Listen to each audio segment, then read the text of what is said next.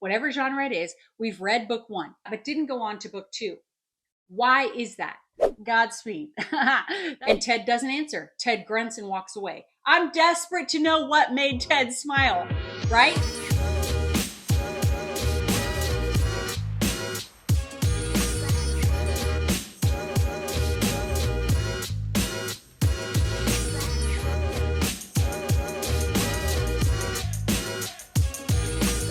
Welcome back to the channel. It's your girl, Kelsey, former comedian, now full-time rom-com author, 12 novels out, over 3 different pen names, thousands of reviews, thousands of readers, made 6 figures in just over a year. And I'm here to help you if you want to become a full-time fiction author. We are not hobbyists here. If you want to make one epic literary masterpiece that is your magnum opus and that's it, Godspeed. That's not what we do here, because I want to help that dreamer, that creative person. Maybe you've had a lot of creative failures. Maybe you were a YouTuber. Maybe you had a little Etsy shop, painted canvases. Maybe you tried to do poetry, whatever it is. I was that. I am you and you are me, okay? Because I failed at so many things. I started with a music career, was a YouTuber, nonfiction writing, speaking, stand-up comedy, which I succeeded at stand-up comedy to an extent. Then the year that must not be named happened, and like everyone else, everything came crawling to a stop. And so I am grateful that I was able to take my funny comedy video characters and rework them into a series. And I am on a mission to help people have swoony success, meaning we're not killing ourselves making TikToks. We're not dancing with our book covers every single day, although I do dance with my book covers from time to time. But I did it one time, and now my virtual assistant will post TikToks for me.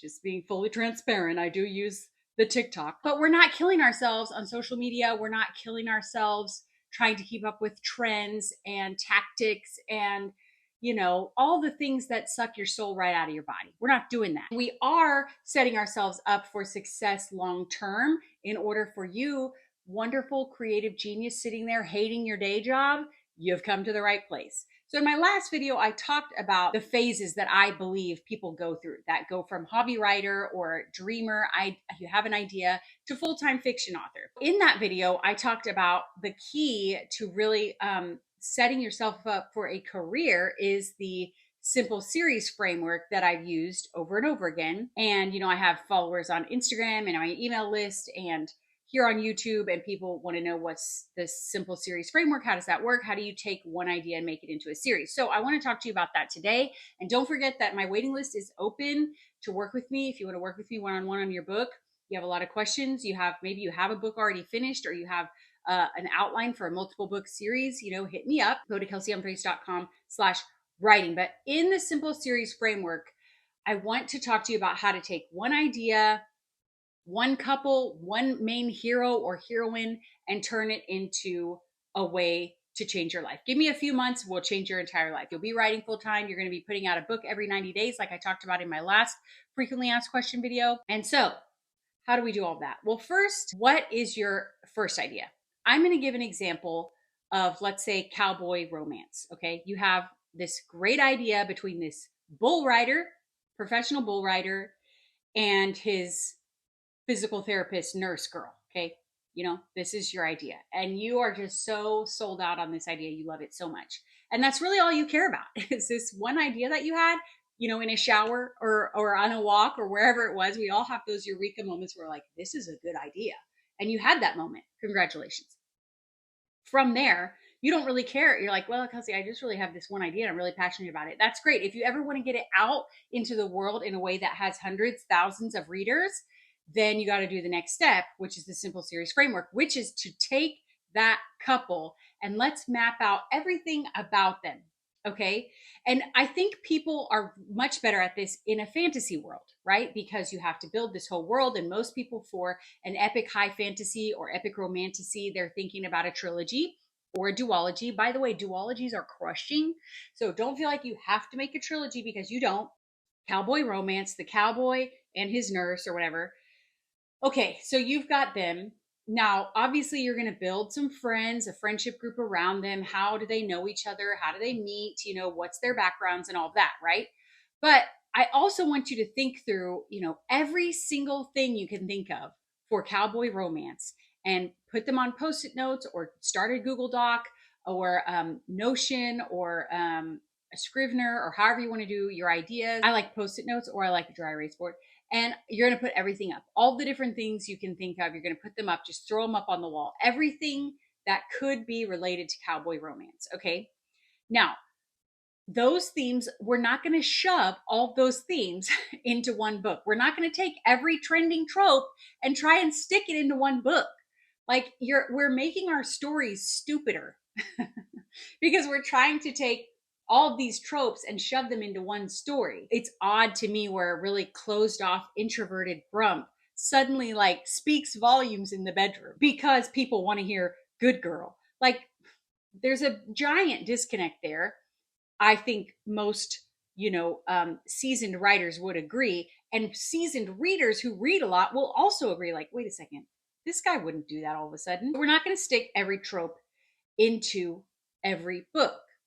Now we are going to, I think that the Universal Fantasies book by T. Taylor is great because there are universal themes that will be in every book for, like, I'm looking at my notes, desire for belonging, desire for love, desire for acceptance, to gain power and control over one's own life, achieving clarity or achieving justice. Obviously, if you're writing romance, there's going to be love, there's going to be tension, there's going to be something keeping them from getting together. These things would be in every book.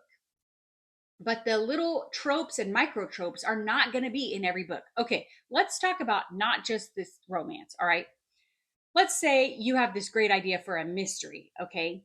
Well, your first mystery might be an unreliable narrator, which means the person who actually narrates the story is hiding a truth from you, the reader. They are actually a criminal, or there's some big plot twist that they, the narrator, are keeping from you and you don't find out until later. This is a common trope within mysteries. So if you've got this unreliable narrator, maybe the friend is amateur sleuth. Amateur sleuth, a young person who does not really any detective experience. They're not a professional, but they somehow start picking up clues and they can somehow puzzle things together. Okay, these two people are probably not going to be the same main character, right? So let's see how we can make this opposition. They oppose each other, or maybe they are friends of friends, or they're brothers, or they're in the same world. So somehow these two people are related to each other. It doesn't have to be related to the same mystery, doesn't have to be related to the same small town. Maybe the person who disappears in book 1 becomes their own amateur sleuth to figure out some different mystery in book 2, right? You already have best friends, friends of friends, siblings that are going to be part of book 1. That's just, you can't have a story that's just two people in the wilderness and nothing else. I mean, you can, but it sounds kind of boring, right? We're not going to shove everything in one book. So how can we put it in the next book? How can we, make all these really tasty, delicious reader favorites and not shove them all in one book? Let's talk about sci-fi. Let's say we're doing time travel. Obviously, people want to know about, you're not going to leave out like the butterfly effect or almost seeing themselves or alternate realities. Okay, that's going to be in a time travel sci-fi. But what if the butterfly effect, one of those spin-off alternate realities, is book 2, or one of those split off side characters that it could be very small. They bump into someone, that person falls down, breaks an important artifact. That's your entire setup for book 2. And this is just one scene or 2 scenes, but it's in the same universe. Political thriller. If you're going to write a political thriller, there's probably going to be hidden villains, like the senator is a bad guy, or the narrator, like we talked about, maybe the detective himself is crooked or whatever. But there's always going to be like this evil mega corporation, right? Well, within the mega corporation, there's going to be some good guys. Not everyone in that corporation knows that it's evil. And one of those people could be the setup for some spinoff in book 2. Now, this sounds like, well, you're just talking about making a bunch of spinoffs. Yeah, that's what I'm talking about. But you have to think it all through before you publish book 1. You have to craft this world. Okay, let's talk about what a world has. If you're a fantasy author, you already know all this stuff. It has what kind of money are they using? What's the physical environment? What's the climate? What's the political, is there a monarchy, or is there some sort of elected officials? What is the magic structure? Is there magic or not? What's the timeline? Is this in the future? Is this medieval times? Is there a caste system? Is everyone the same? These kinds of questions people have to ask for a fantasy series, but we should also ask it for a contemporary series. So if you're writing a contemporary series or a futuristic series, to some extent, some of those things are like, obviously, if you're writing a realistic contemporary series, there's going to be gravity, right? Like there's going to be the United States and US dollars. There's going to be presidents, and then overseas there would be kings. We have all the same topography that you would have now, where there's mountains and valleys and plains, and there's the beach. All of those different things are already set up for you. But then within your world, I'll give you an example for me. My Heartlander series follows a family that made a greeting card company that exploded and like became a big box store. So gift, hobby, craft stores across from every Target and Walmart across the United States. So this family becomes multimillionaires, and the world there has stationery and fine art and funny tweets, and they get in a Twitter war with a competing company. And then like the oldest sister in my series, then of course she's being groomed to be CEO, so she has all this pressure on her and all these different things for each different sister. I chose a family for my world and series, and each sister has a book and a cousin. So there's 6 books in the series. Then I also offered a free prequel, which is a strategic decision and can be very effective, but not necessary. You don't have to have a whole free novel.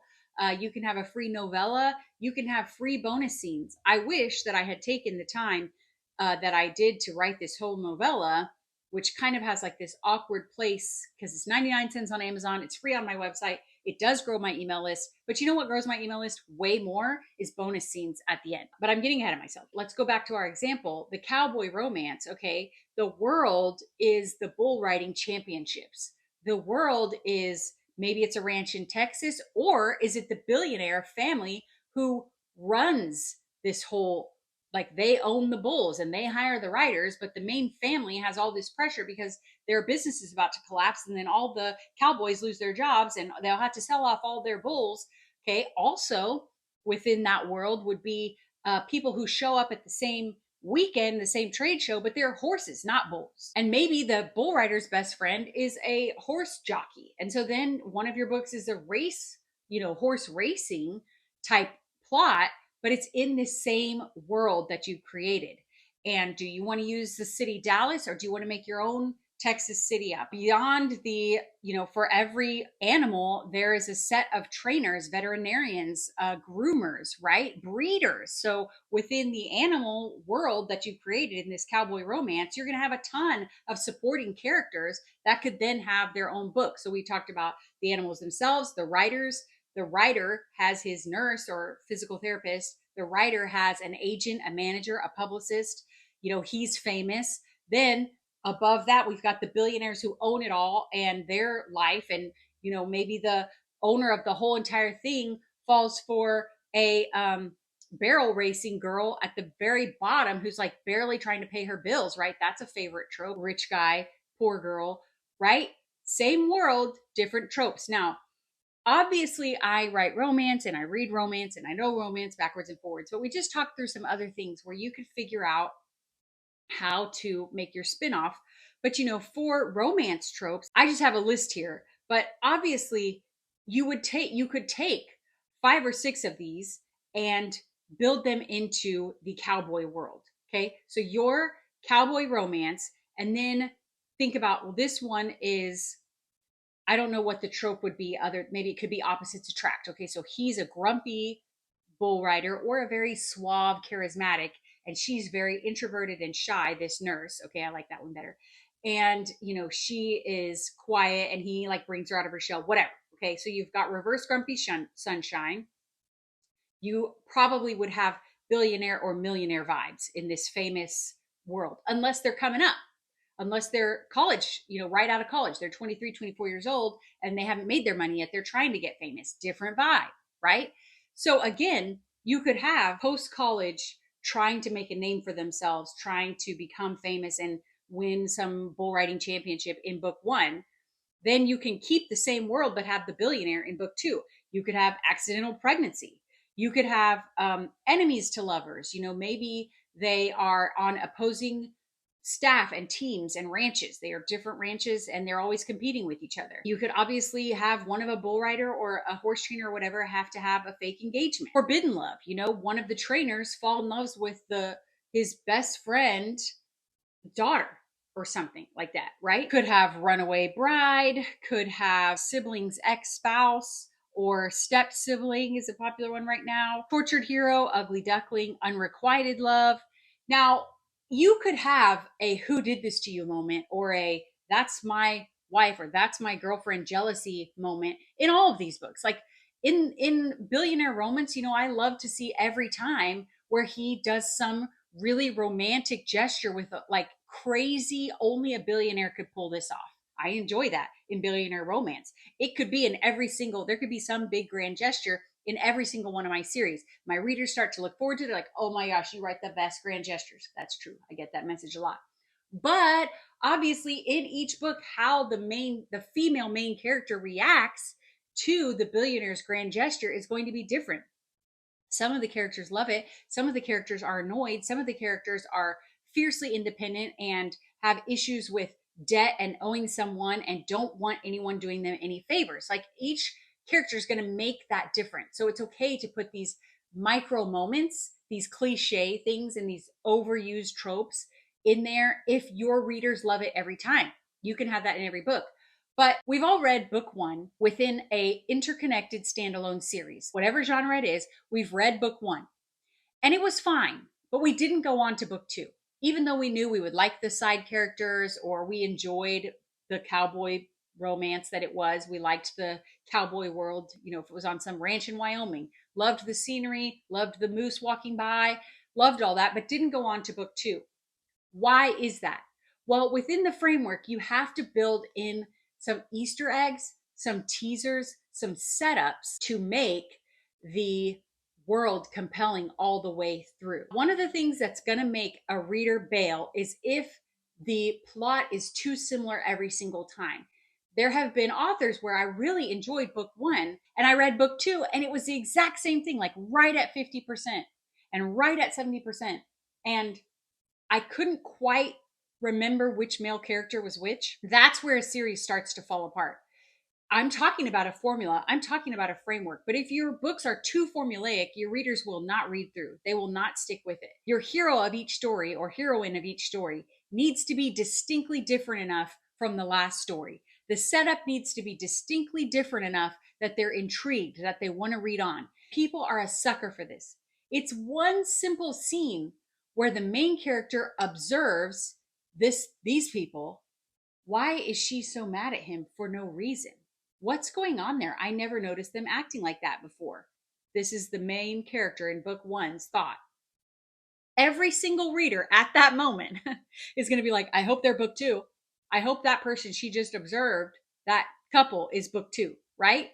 Can be the same thing in other genres. I know romance backwards and forwards, so that's why I'm talking about it, but can be the same thing where you're really intrigued about one specific quirky, weird thing that the main character notices in book one that makes us think, oh, I hope they talk about that in book two.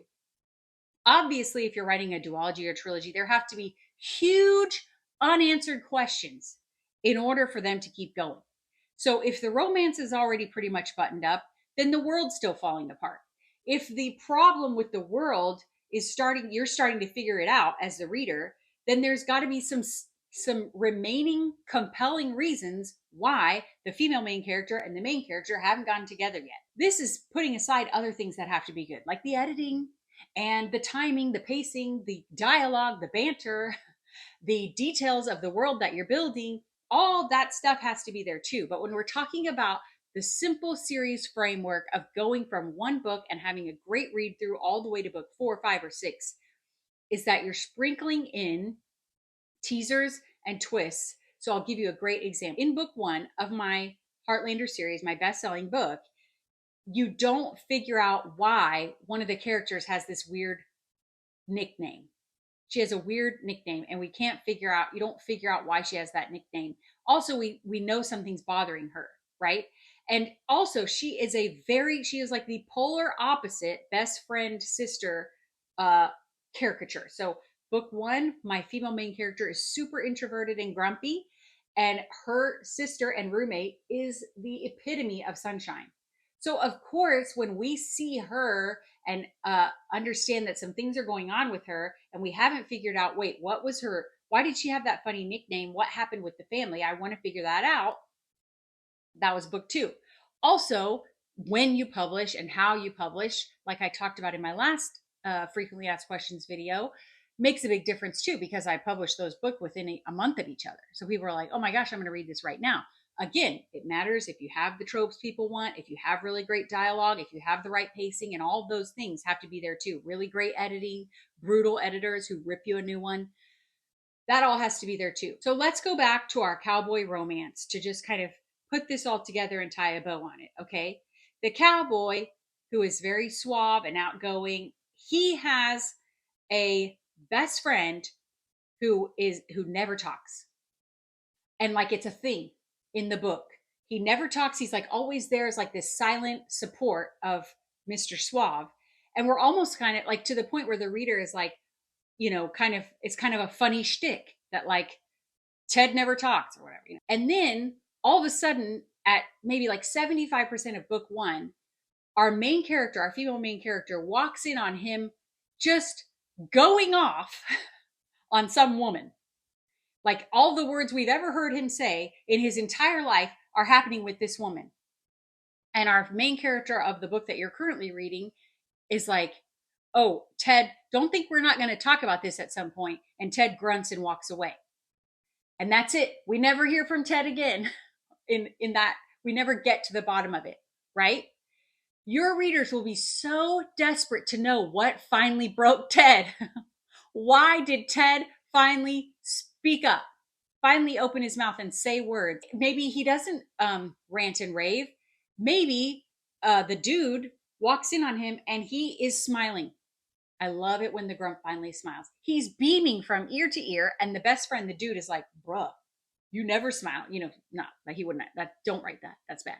But the idea is he's like, I'm actually a little creeped out. Why? I didn't even know you had teeth. What's happening? And then he looks and we see whoever the girl is retreating. And he's like, who was that? And Ted doesn't answer. Ted grunts and walks away. I'm desperate to know what made Ted smile, right? That's a great example of setting up for book two, but it's not enough. Whoever that girl was and Ted have to be, plugged into this world that you built. It has to make sense that you have this reader fall in love with this amazing cowboy world you built, to keep them really integrated into this world. Why are they there? Why does it matter?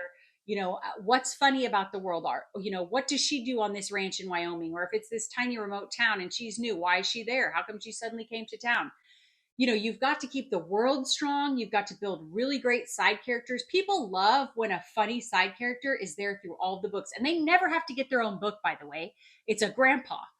It's the busybody in the small town, or somebody who always has a funny one-liner, or they always impart wisdom randomly. They come in and they're like, Yoda, and they explain everything. This character can just be there to be loved and to add delight and to add that layer of just sprinkles of joy throughout. Same thing with somebody people want to hate. If you've got somebody who's just really annoying and everybody hates them, you don't have to redeem that person. In fact, at the end of book 6, that person could finally get their comeuppance, where we all find out finally that a-hole is bankrupt and loses everything. You don't have to redeem that person. People love to have someone that they can just hate on from book 1 to book 6, or someone that they can love and look forward to see, and they can't wait from book 1 to book 6. And you may discover like, wow, everybody really loves this character. And let's say it's a grandma, you could offer a free novella at the end of your series. And a novella is 10,000, 20,000 words. Okay. This is not some crazy long thing where it's a flashback of grandma's love story. If people really, really love grandma, give them more grandma. Grow that email list, right? This isn't everything that I have about making people totally obsessed with your books, getting into like a cult. How do we make a cult-like following for your books? How do you make a world that people are willing to go buy merch and they're emailing you for the next book to come out. I didn't cover all of that in this video, but I did cover a lot, and I hope it got your juices flowing. If you're sitting there right now and you've got one story that you love, I hope that you listen to this and now you have maybe 3, 4, 5. Sit down, sketch it out, take the time to write it out, like I talked about in the last video, of how can you build this world and interweave these characters and add some teasers and some twists of things we don't find out that keep things going. My Heartlander series, the oldest sister is a mystery from book 1, 2, all the way until she gets her book in book 6. Like, there are teasers about what's going on in her relationship, what's going on. All of a sudden she says this one thing and everybody's shocked, and you have to keep reading in order to figure out why she said that. What did it mean? Those are the kinds of things that are going to make people obsessed and read through all the way to the end. I hope that this helped you. I hope that you are getting pumped about the idea that you can build a world and write 4 books that you're going to put out every 90 days with Swoony success, where you're not killing yourself. You're writing a lot, you're putting your butt in a chair, and you're doing the work. But then you start publishing and you have a system that just works. You're just running on autopilot and you're writing these great stories and you're getting more and more fans and a bigger community, and you get to live in epic la la land in these fantasy worlds that you made up. It is so great and it is so possible, and it is not too saturated and it is not too late, because most people are not doing these things. Most people have a great book 1, or even if they're writing a great series, people aren't sticking with their books for the reasons we talked about in this video. So I hope this helped you to really hone in on how to take one book and make it into a series that then changes your whole life. I hope you'll come back for the next frequently asked questions video. Make sure you can check out kelseyhumphreys.com/writing if you want to get on a waiting list to work with me. If you found this video different, new, fresh, encouraging, helpful, I hope you will hit like, and I hope you will consider subscribing, because I have a vlog that I put out each week that's like my writing goals, my family, what it's like to be a working mom, full-time author with a bunch of other stuff going on in my life. I have my Happy Tears podcast, which is self-help, comedy, encouragement. So I hope you'll consider subscribing for that, and I will see you soon for another video.